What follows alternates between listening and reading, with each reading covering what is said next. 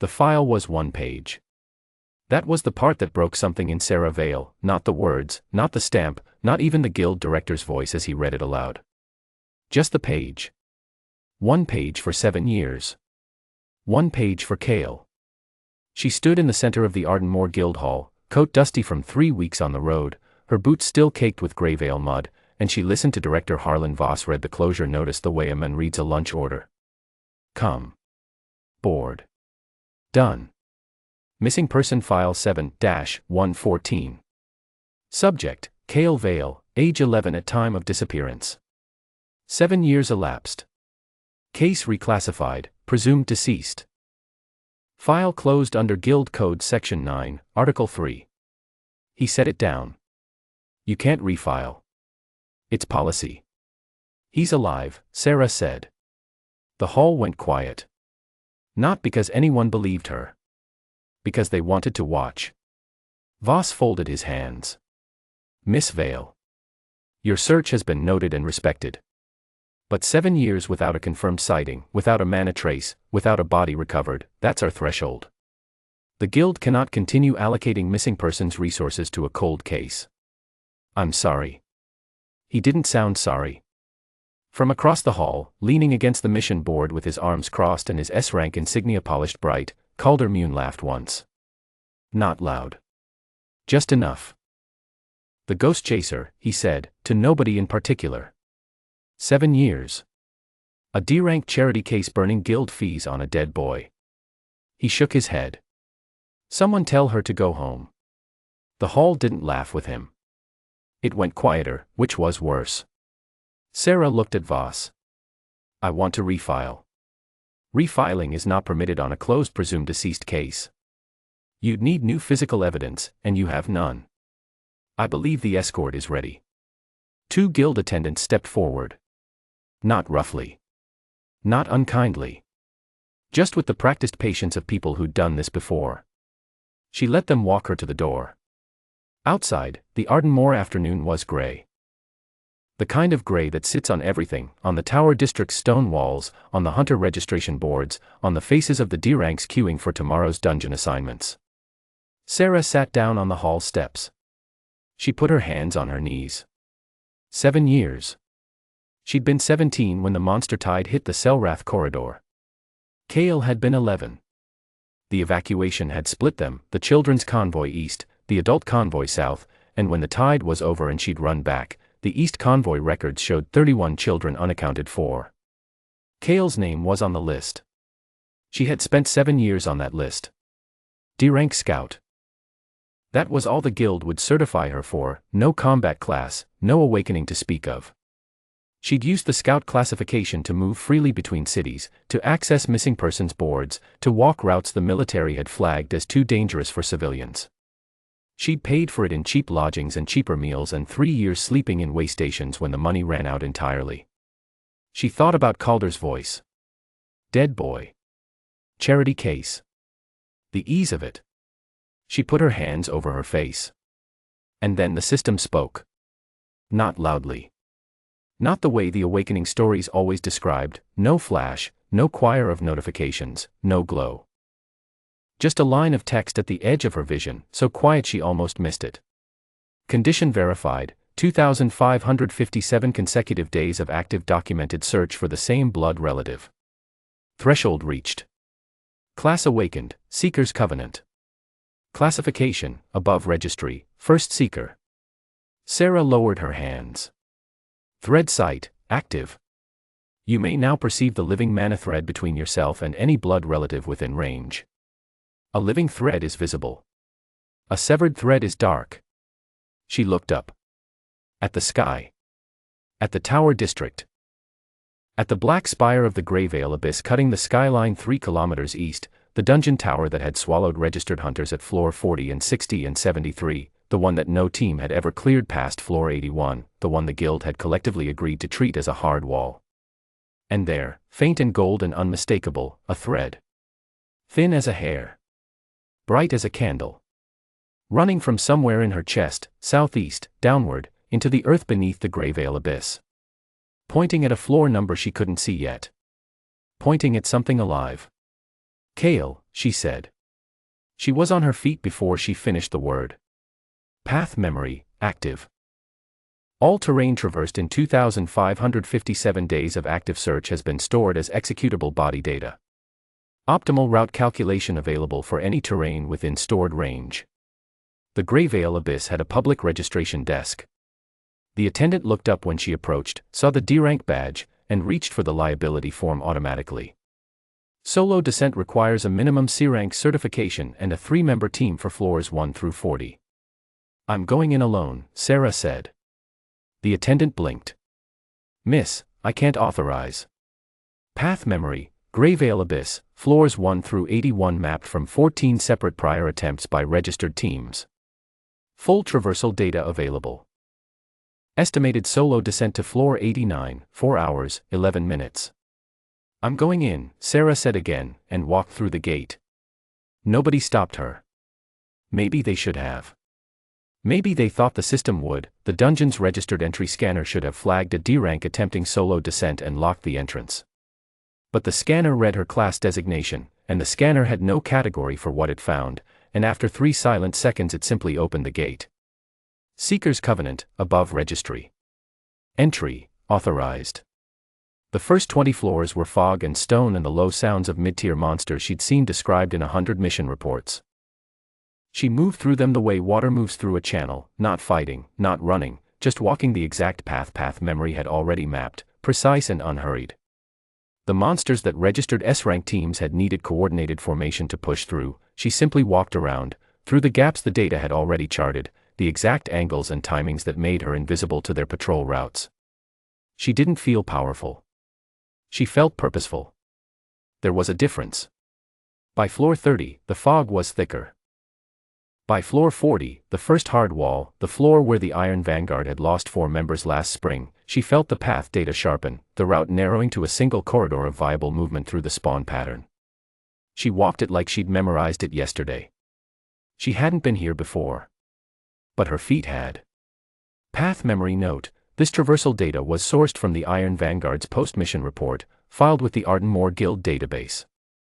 Every loss they documented is a data point. Every retreat. Every route abandoned. You walk those routes in research rooms for 3 months in year 4 of your search, reading every publicly available clearance report for any intelligence on subfloor geography. She had read those reports looking for any reference to a boy. 11 years old, dark hair, a small scar on his left hand from a fishing trip. She'd read them all. She hadn't known she was memorizing the maps. Floor 55. Floor 60. The thread was brighter here, warm gold against the dungeon's blue-gray light. She kept her eyes on it when the path got narrow. Floor 73 was where the highest-ranked team in Ardenmoor's history had turned back. 4 S-ranks, a support unit, 3 months of preparation. They documented the Floor 73 chamber in clinical detail, a chamber of synchronized pressure vents and crystallized mana traps that moved on a 12-second rotation, impossible to navigate without eyes fast enough to track all 23 simultaneously. Sarah stepped into the chamber. Path memory, Floor 73, cross-reference from 3 separate team reports. Vent rotation timing locked. Trap reset cycle, 12.4 seconds. Optimal traversal, 8.1 seconds through the northwest corridor, timed from the 3rd vent's close. She counted the vents. She waited for the 3rd close. She walked through in 8 seconds. She didn't look back. Floor 80. Floor 81. Past the hard wall. The thread was almost warm now. She could feel it the way you feel sunlight through a window, not heat exactly, but presence. The sense that something on the other end was real and close and breathing. She had told people that Kale was alive for 7 years. She had told the guild, told the military, told the missing persons coordinators in 6 different cities. She had told them with nothing in her hands but hope and stubbornness and the absolute refusal to believe in a closed file. She hadn't known she was right. She had only known she couldn't stop. Floor 89 opened before her. It was quieter than she expected. A wide stone chamber, the ceiling lost in darkness above, a still lake of mana water filling the lower half, a single shelf of dry rock along the northern wall. And there, on the shelf, curled against the stone, wearing the clothes of a boy who'd grown into them wrong, a jacket stitched from dungeon beast hide, boots that had been repaired 5 or 6 times, a young man. He was asleep. He was real. Sarah stood at the edge of the shelf for a moment that had no length. She watched him breathe. She watched the gold thread run from her chest across the air and connect, quietly and completely, to the center of his. Sovereign reach, now available. One-time activation, pulls a living person linked by blood to your current location, regardless of distance or barrier. The thread must be alive and visible. It is.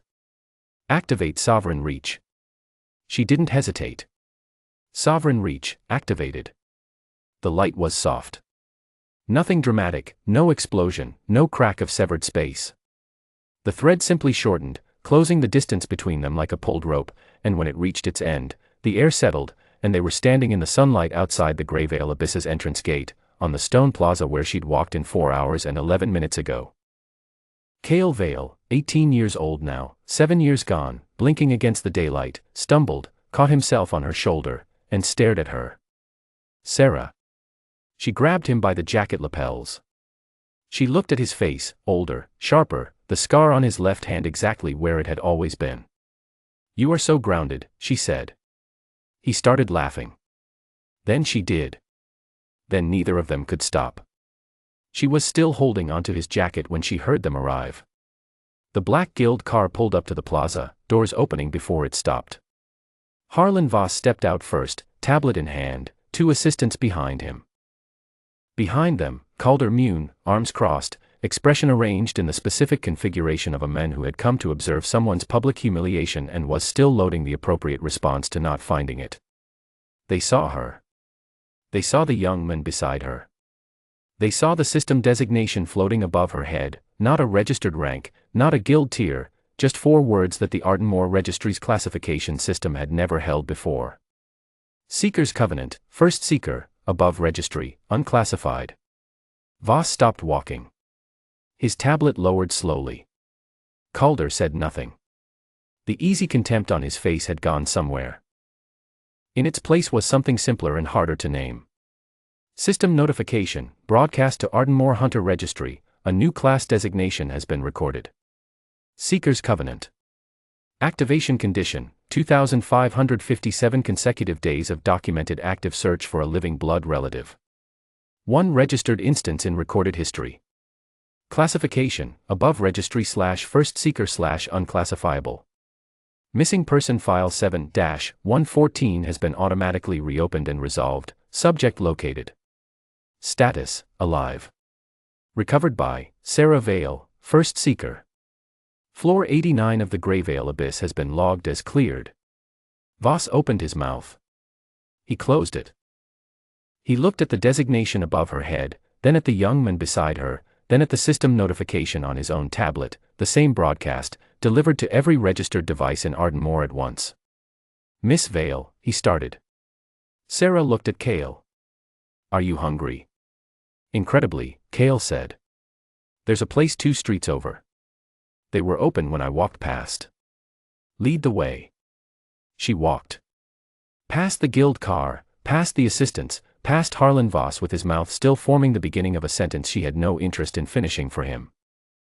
Past Calder Mune, who had called her brother a dead boy in a room full of people and was now standing in sunlight with nothing to show for it. She didn't look at either of them. Cale fell into step beside her, adjusting to her pace with the easy habit of someone who had always had to keep up. He glanced sideways at the fading system glow above her head. What does First Seeker mean? He asked. It means I found you, she said. He was quiet for a moment. Then, 7 years, Sarah. I know. You didn't give up. She kept walking. The afternoon had turned gold, the way Ardenmore afternoons sometimes did when the cloud cover broke. The guild tower behind them, the Greyvale Abyss behind that, the file closed and reopened and resolved in a single afternoon. No, she said. I didn't. Behind them, on the plaza, Harlan Voss stared at the notification on his tablet. Beside him, Calder Mune said nothing at all. The broadcast had gone to every guild in the regional network by now. Floor 89 cleared. Missing person recovered. A class that had never been registered before, activated by the one condition nobody in the guild had thought to track, the simple, immovable refusal to stop looking. The sun was warm. The street ahead was clear. Somewhere 2 blocks over, a restaurant was open. Sarah held the door for her brother, and they went inside.